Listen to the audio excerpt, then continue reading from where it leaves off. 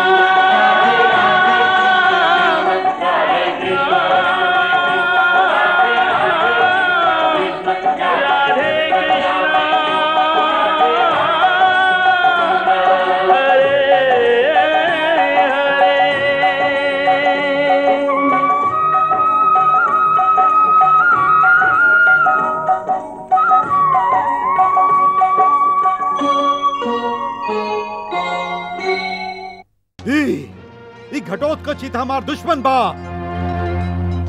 ये हमार जान पर आ गइल बा और फिर भी तू ओकरा पर अमोघ शक्ति के प्रयोग कइल नहीं चाहत। निकाला अपन अमोघ शक्ति अंगराज, निकाला। का सोचा तारा कर्ण? आवत है दुर्योधन, हम आवत है। आज ही युद्ध हम समाप्त कर दे, आज ही हम घटोत्कच से युद्ध करब, युद्ध। और कर्ण, तू हमार लाश पे खड़ा होके अपन अंतिम इच्छा पूरा कर लिहा।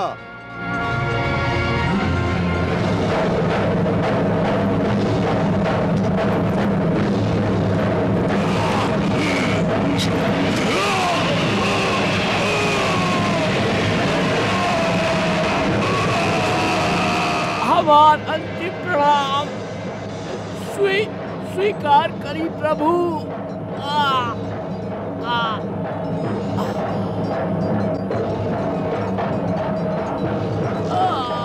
प्रभु,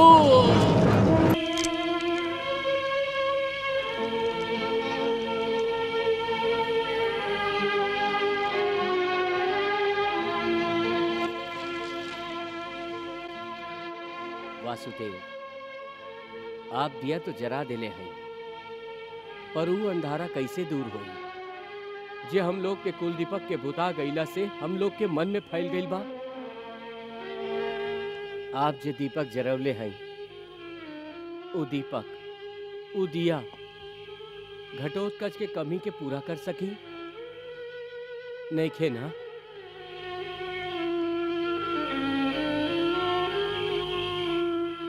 अभी अभिमन्यु के मृत्यु के घाव बिना सुखल रहे कि भाग्य हमनी के दिल पर एगो और तीर मार देलस। आपन लोग के मृत्यु जितना गहरा घाव लगवले बा, उतना गहरा घाव तो कबो ब्रह्मास्त्र भी ना लगा सकत रहे। वीर घटोत्कच के मृत्यु के बाद से हम अपना आप से घृणा करे लागल हैं। हमरा 10,000 हाथी और 10,000 नाग के बल प्राप्त बा, बाकी कौना काम के बाही बल। जब हम एगो पिता होके भी अपन बेटा के रक्षा भी ना कर सकली। हमार बेटा प्राण त्यागत समय हमरा के सहायता खातिर जरूर पुकारले हुई। ना भीम भैया ना,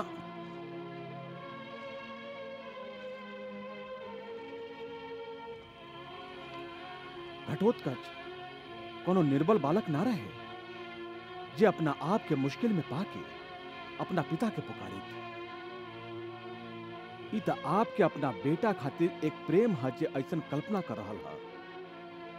सच त ई है कि घटोत्कच महापराक्रमी और महाबलशाली रहे, जे आज जान बूझ के अपन जान हथेली पर रख के युद्ध कैलस, मृत्यु से पंजा लड़ावत रहे। वो जानबूझकर मौत से लड़त रहे, माने वो अपन जान जानबूझ के गंवावलस ना नकुल, वो अपन जान नहीं गंवावले, अपना प्राण के बलिदान कैले बा, मृत्यु के सामने आत्मसमर्पण कैले बा। वो केशव, ये तू का कहल चाहता रहा? इहे कि तू सब पांडव लोक के जीवन के उजाला के दान देवे के खातिर घटोत्कच मृत्यु के अन्हारा गुफा में समाइल स्वीकार कैलस। तू का कहत बढ़ा? हमार तक कुछ समझ में नहीं खे आवत केशव। यह तो सबसे बड़ा विडंबना है अर्जुन, कि तोहार ही भतीजा विशेषकर तोहरे प्राण के सुरक्षा के खातिर अपना प्राण के बलिदान कैलस। हमरा खातिर? आज कर्ण तुहार वध करके कौरव के विजयी बनावे के निश्चय कैले रहन। एकरा खातिर वो तुहार पिताजी देवेंद्र के दिहल अमोघ शक्ति के बचौले रहे।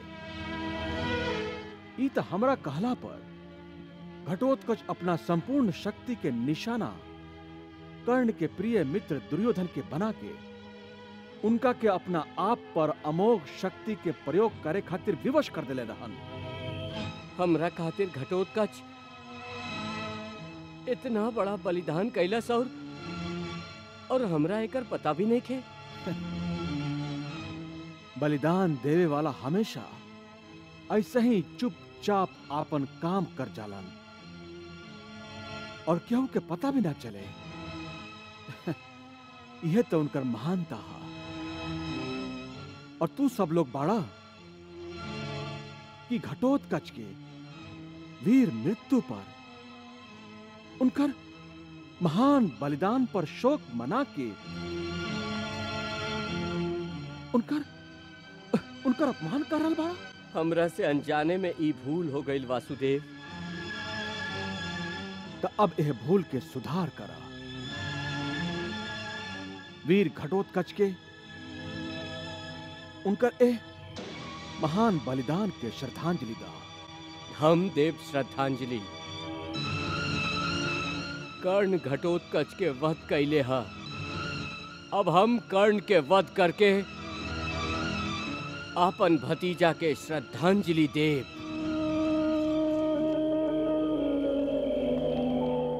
घटोत्कच पांडव के जीवन से अंधकार के दूर करे के खातिर जोन अपना प्राण के आहुति देलन, ओकर सच्चा श्रद्धांजलि त दिया जरा के कल जा सकेला। ऐसे तू सब लोग घटोत्कच के याद में दिया जरावा।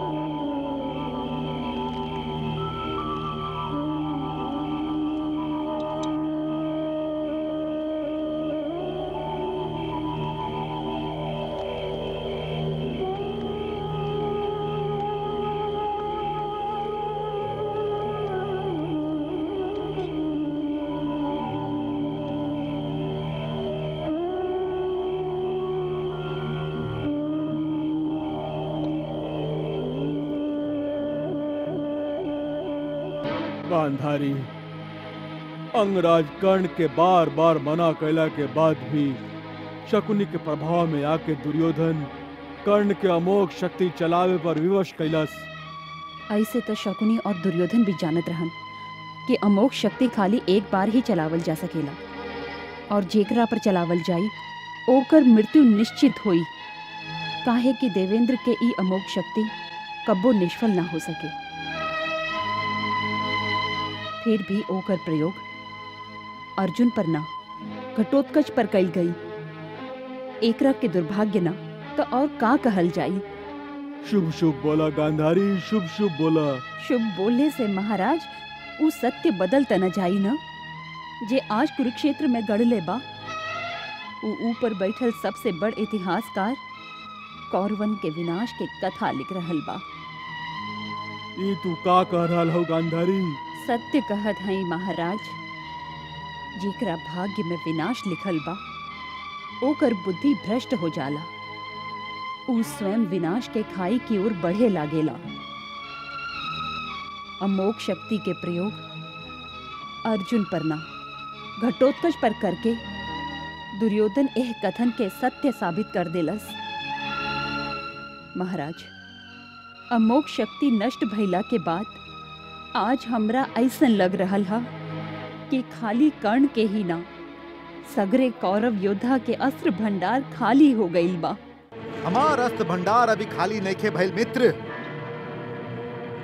हमार अस्त्र भंडार में खाली अमोघ शक्ति ही ना रहे, और भी शक्ति बा।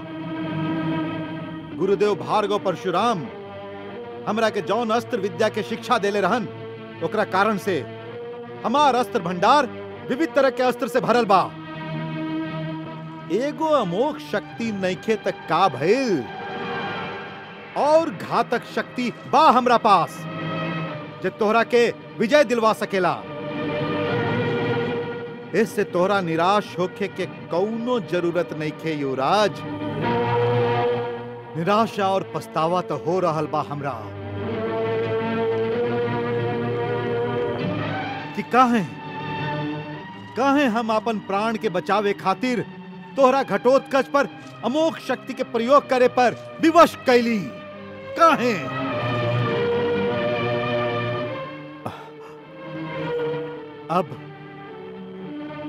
अब अर्जुन के वध कैसे हुई? कैसे?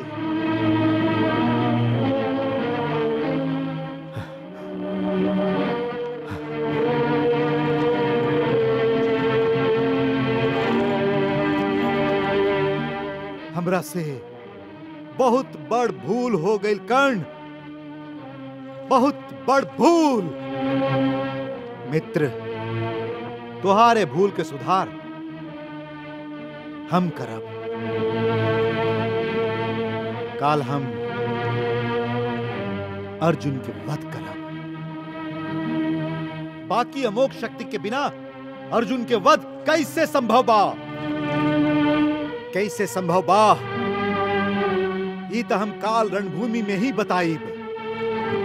अच्छा भइल कि हम अमोघ शक्ति के प्रयोग अर्जुन के बदले घटोत्कच पर कैली, काहे कि ये शक्ति के कारण हमार पलड़ा भारी रहे। बाकी अब हम और अर्जुन दोनों शक्ति में बराबरी के योद्धा हो गए। यदि अमोघ शक्ति से हम अर्जुन के वध करती तो इतिहास में ही लिखल जाइत कि कर्ण धर्म युद्ध ना कैले रहे, अधर्म के पालन कैले रहे। बाकी अब यदि हम अर्जुन के वध करब तो हमार पराक्रम और शौर्य के गाथा इतिहास के पन्ना में सुनहरा अक्षर से लिखल जाई।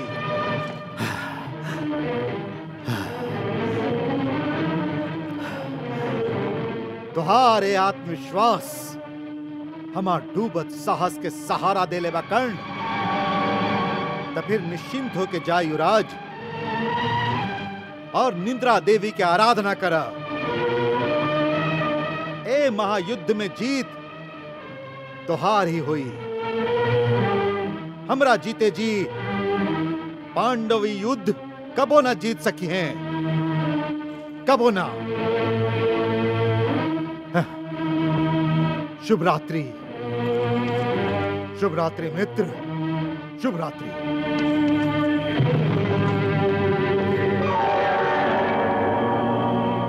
काल युद्ध में हम अपन जान लगा दे मित्र। काल रणभूमि में या तो अर्जुन ना रही या हम ना रहा।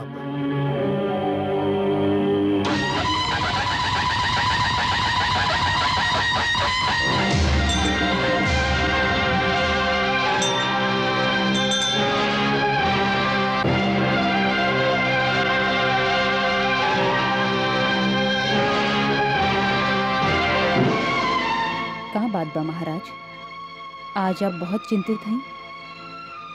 गांधारी, संजय जब हमरा के युद्ध आरंभ होखे से पहले के रणभूमि के वर्णन करेला तो हमरा दिल के धड़कन तेज हो जाला।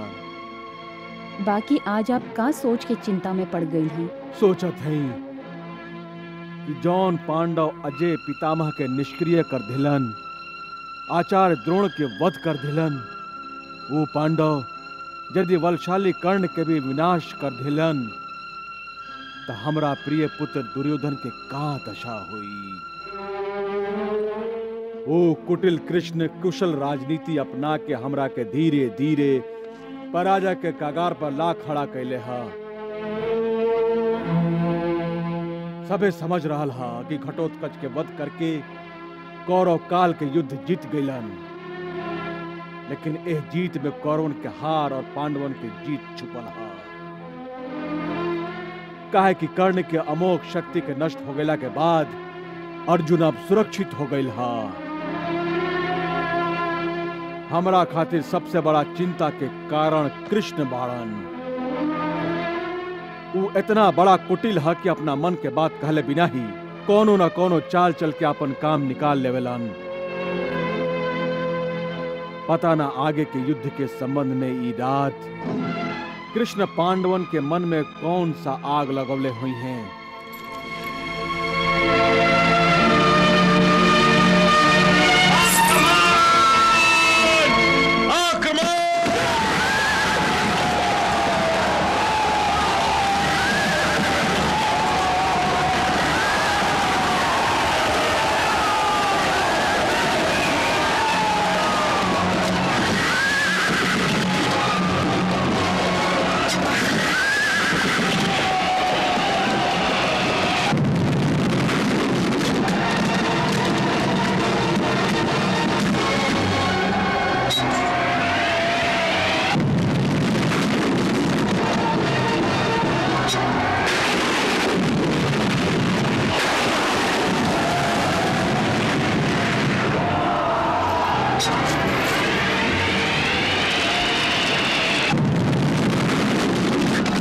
सारथी, हमारा रथ अर्जुन के सामने ले चला। चला गांधारी, आज कर्ण के आत्मविश्वास दोपहर के सूरज के समान प्रखर है। हाँ महाराज, अमोघ शक्ति नष्ट हो गईला के बाद भी वो अर्जुन से युद्ध करे खातिर उत्सुक बा। हाँ, ये देख के हमार आत्मविश्वास कुछ बढ़ गई है। कहे कि अंगराज कर्ण ही एगो ऐसन महाविनाशक महान अस्त्र हवन जे हमरा प्रिय पुत्र दुर्योधन के अस्त्र भंडार में बाकी रह गई बाड़न और जे ओकरा के विजय दिला सकेला।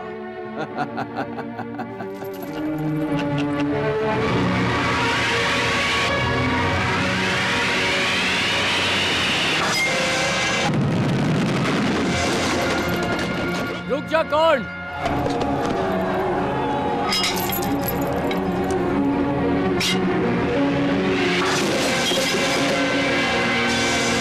हे अंगराज, हमार वध कर दा।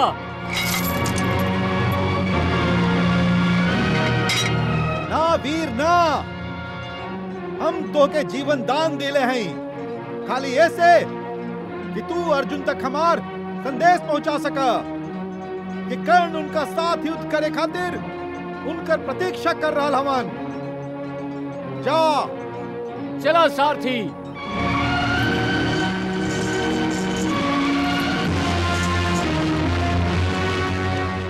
खाली अर्जुन के प्रतीक्षा करत बाड़ा, हमार ना? हे सूत पुत्र, तो के खाली अर्जुन के ही प्रतीक्षा काहे बा? तो के तो नरक में पहुंचावे खातिर हम ही काफी हैं। हे राधे, तू ऐसा एकमात्र योद्धा हवा जे पितामह भीष्म के सेनापति बन गया के बाद अपना आप के अर्जुन के घातक वाण से बचावे खातिर ही 10 दिन तक तंबू में मुंह छिपा के बैठल रहा, और अब एगो वीर योद्धा के पोशाक पहन के आयल बड़ा। गीदड़ शेर के खाल पहन के शेर ना बनेला। छोड़ दई नाटक, ये रंग भूमि ना रणभूमि है, रणभूमि। यहाँ नाटक ना युद्ध होला, युद्ध। यदि तुहार भुजा में बल बा तई भीम के प्रहार के रोका।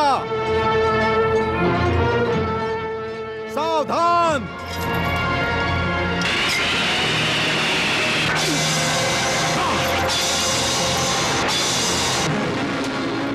कृष्णा